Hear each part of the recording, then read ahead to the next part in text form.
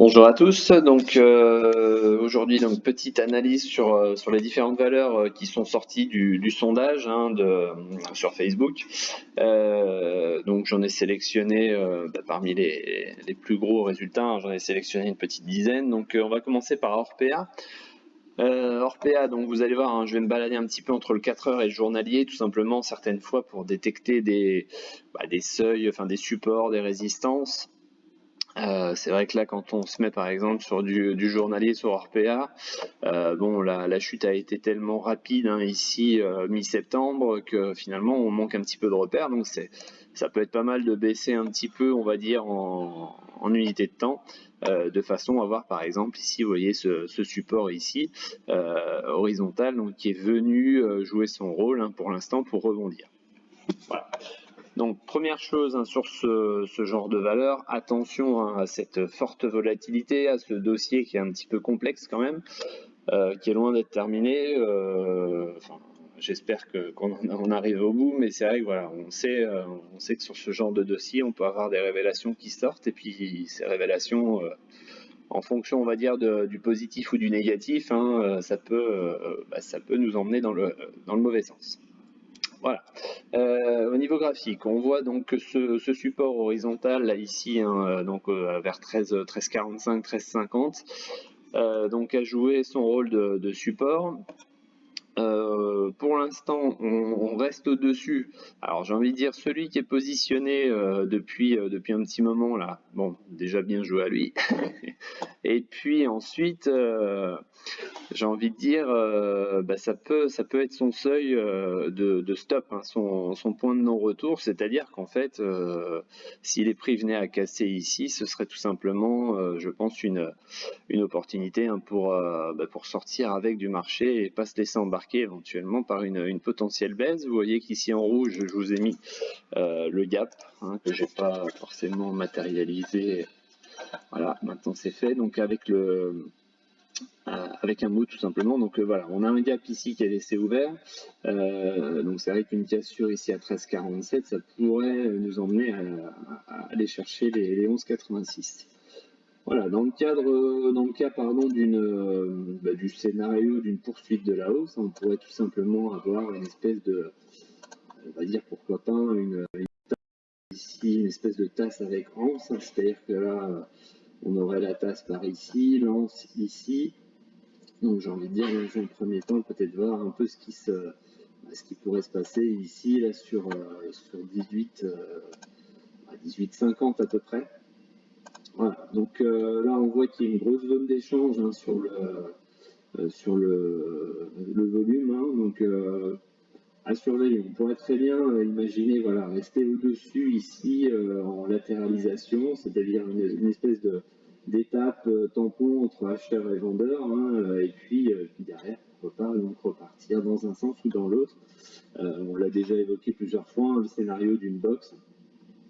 Vous voyez par exemple ici, hein, quand je parle de box, hein, c'est tout simplement ça, hein, c'est-à-dire que là les prix sont encadrés ici de manière latérale. On voit un gros volume d'échange ici, et puis tout simplement collé au marché.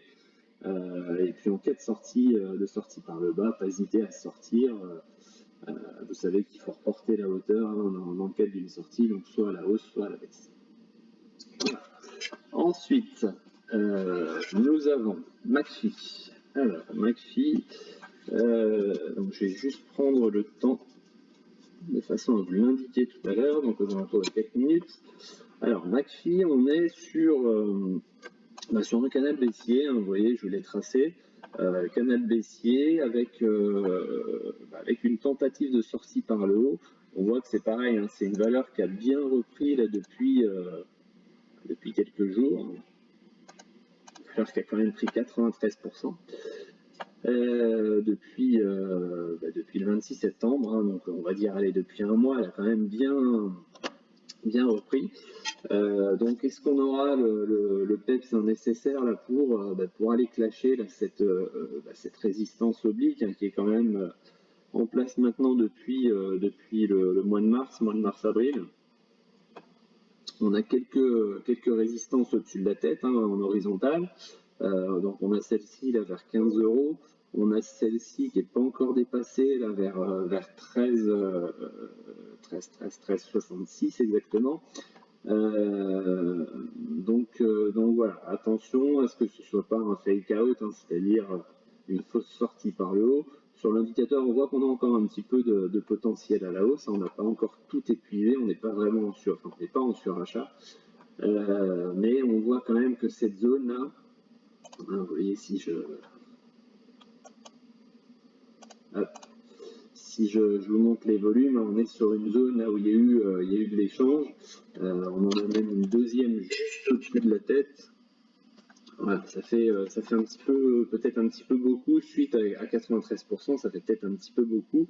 Donc on pourrait peut-être imaginer voilà, un scénario peut-être de tentative là on va dire, pas tentative, tout simplement de respiration avant de tenter de repartir. Donc à voir si on réintègre le canal, ce qui pourrait aller, on va dire, chasser quelques stops, hein, c'est-à-dire faire croire qu'on réintègre, ou alors pourquoi pas revenir juste ici aux alentours de 12,46 de façon à respirer, à latéraliser pour repartir ensuite. Voilà.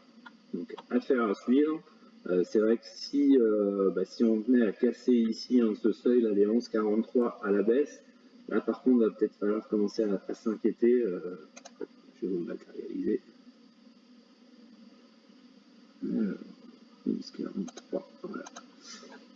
11,47 même, hein, c'est tout simplement là, c'est pareil, hein, si on baisse un petit peu, on peut s'apercevoir que là c'est une zone hein, qui a été travaillée donc à plusieurs reprises avant de partir à la hausse. Voilà, donc affaire à suivre, hein, vous voyez qu'ici il y a énormément d'échanges hein, qui s'est fait, donc c'est pas pour rien si on galère un petit peu à passer, en plus de cette résistance hein, en rouge ici. Ensuite, Air Liquide. Air Liquide. Donc, Air Liquide, je vous montre ce canal baissier. Donc, vous voyez qu'elle respecte très bien déjà les divergences. À deux reprises, on a une divergence baissière. Bon, là, les traits ont brûlé, mais celle-là est très bien. Vous voyez qu'ici, hein, la divergence a magnifiquement bien fonctionné. Et nous voyons que là, on est ce que j'avais appelé The Support. En fait, maintenant, vu que ça a été classé ici, c'est The Résistance. C'est vrai que ce support ici est tracé depuis un petit moment. Donc, on voit que ça a joué son rôle de résistance aussi. Alors, en 4 heures. En 4 heures, on voit qu'on a un double bottom ici hein, pour l'instant, donc ce qu'on appelle plus communément un W. Vous voyez que pour l'instant, on n'a pas passé ce W. On voit que c'est une grosse zone d'échange ici. On voit que c'est aussi un... Si on regarde ici, donc vous avez une résistance horizontale. Donc voilà, ça commence à faire un peu beaucoup. Je vais vous mettre aussi ici, hop, hein, le pourquoi de la fameuse reprise ici. Hein, c'est tout simplement donc une très belle divergence ici aussi. Hop, vous voyez que les prix ont fait des plus bas alors que l'indicateur n'a pas fait de plus bas, il a fait des plus bas plus haut. Pardon. Donc voilà pourquoi on reprend. Alors seuil important, j'ai envie de dire, un seuil important ici, 122, on va dire entre 122,40 et 122,80. Donc si on est à casser à la hausse, hein, on pourrait tout simplement avoir un report de hauteur qui pourrait être intéressant à aller chercher, puisqu'on a à peu près 7% à gagner donc, de l'autre côté. 7%, voilà, ça donnerait un objectif ici aux alentours de 131 €. Voilà, alors scénario inverse, hein, j'ai envie de dire, on pourrait très bien donc avoir un top de nouveau ici, et auquel cas tout simplement, on pourrait repartir à la baisse ici, et puis pourquoi pas se faire une espèce de box hein, ici, hop. Tac. Voilà, pourquoi pas faire un scénario sous forme de box, latéralisation, puis après voilà, zigzaguer un petit peu sur ce ce créneau-là. Donc soit passage ici, et puis pourquoi pas donc zigzaguer pour ensuite repartir, soit le scénario de la box, et puis là, voilà, on essaye d'acheter le support et on essaye de vendre la résistance. Ensuite, hop, alors, 10 minutes 23. Voilà, je vous mettrai les minutes en fonction de chaque valeur en description, comme ça vous permettra peut-être de vous balader un petit peu en fonction de ce qui vous intéresse. Donc là nous avons un canal baissier, tout simplement, canal baissier. Donc au niveau des indicateurs, pas grand chose à dire. On voit qu'ici on est sur un gros mouvement de volume. Sur le 4 heures, on verra peut-être un petit peu mieux. Là, c'est vrai qu'on avait encore une fois ce scénario-là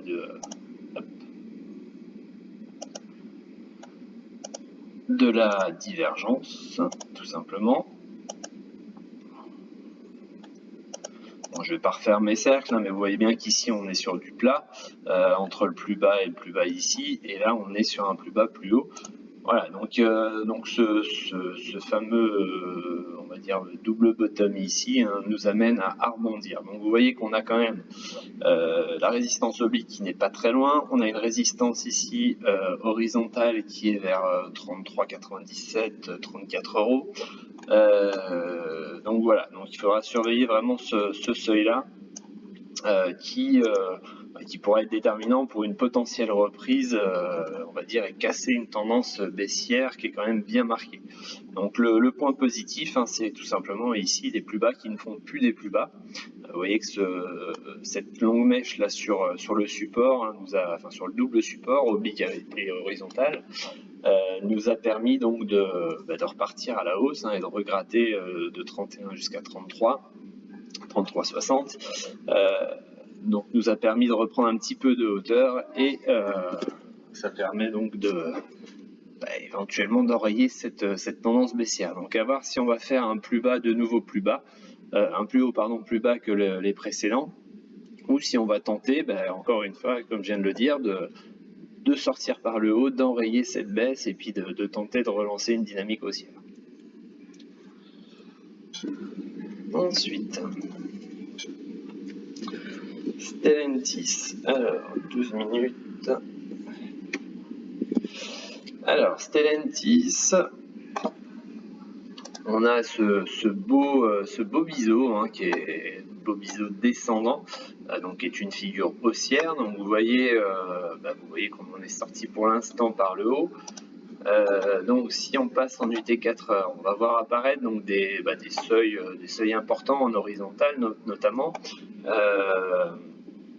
Sur notamment là ici vous voyez sur 13,30, on voit que pour l'instant on ne passe pas cette zone, on reste en congestion en dessous et donc on pourrait très bien imaginer ici zigzaguer sur cette espèce de rectangle. Hop. Voilà. Espèce de rectangle qui serait ici, donc qui nous ferait naviguer entre le support ici et puis la résistance ici. Donc j'ai envie de dire à voir, mais encore une fois, un potentiel important de hausse sans se presser. Vous voyez qu'on pourrait très bien faire ce scénario-là, ou dans la théorie de la théorie, c'est ça, pullback à peu près par ici, et puis ensuite hop, je fais un peu haut. Voilà. On a une résistance ici, vous voyez que ça a été touché à plusieurs reprises. Hop, voilà. On peut même aller un petit peu plus loin. Voilà. À voir. À voir, deux scénarios possibles. Il faut juste savoir que là, on est vraiment sur un scénario dans la théorie haussier. C'est-à-dire qu'on est sorti de la figure par le haut. On attend juste peut-être un pullback ici, si on n'est pas positionné, ça sert à rien de se presser dans un premier temps, quitte à louper une hausse, mais au moins respecter, on va dire, un plan qui serait entre guillemets traditionnel, c'est-à-dire sortie, pullback et reprise de la hausse. Ensuite, BNP. Alors BNP, je vais faire assez vite, hein, aussi bien BNP que Crédit Agricole qui vont s'enchaîner, vous allez voir, puisqu'on a à peu près le même graphique. Donc là, on est en divergence haussière. Vous voyez que ces divergences haussières nous amènent à des rebonds. Donc on a passé ici la résistance horizontale. On est en train de congestionner entre ces deux résistances support. Il y a des échanges qui se font, hein, sur cette résistance. Donc vous voyez, hein, il y a un gros paquet de volume ici. Voilà, donc à voir si on valide ce double bottom, encore une fois, avec un objectif plutôt intéressant, puisque il y a à peu près 7% à aller chercher. Hop.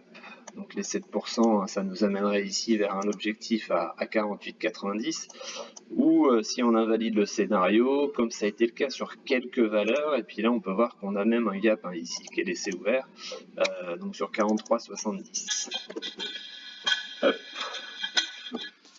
Ensuite, donc 16 minutes.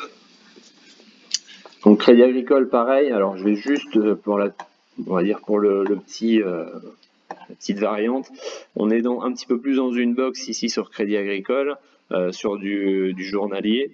Donc je vous en avais parlé le week-end dernier, hein, éventuellement d'acheter le bas de la box pour viser donc ce rebond-là sur le TP, sur 8,93 de 9 €, je crois que je vous avais mis. Je l'ai effacé entre temps puisque ça a été validé. Et donc on a à peu près le même scénario, c'est-à-dire qu'on a cassé, mais on latéralise vraiment. Alors peut-être avec un petit peu moins d'amplitude, un peu moins de hauteur, mais on latéralise ici. On voit qu'on a un petit gap qui est laissé ouvert, donc ici à 8,69. Donc on n'en est pas très très loin. Donc est-ce qu'on n'aurait pas une mèche éventuellement? Ça peut être un point de positionnement pour ensuite aller chercher plus haut. Donc là, même chose, hein, on a une amplitude qui peut être sympa, hein, si jamais on valide ce double bottom avec 8%. 8% que l'on reporte ici, donc ça donnerait un 9,55 en objectif. Ensuite, Valneva.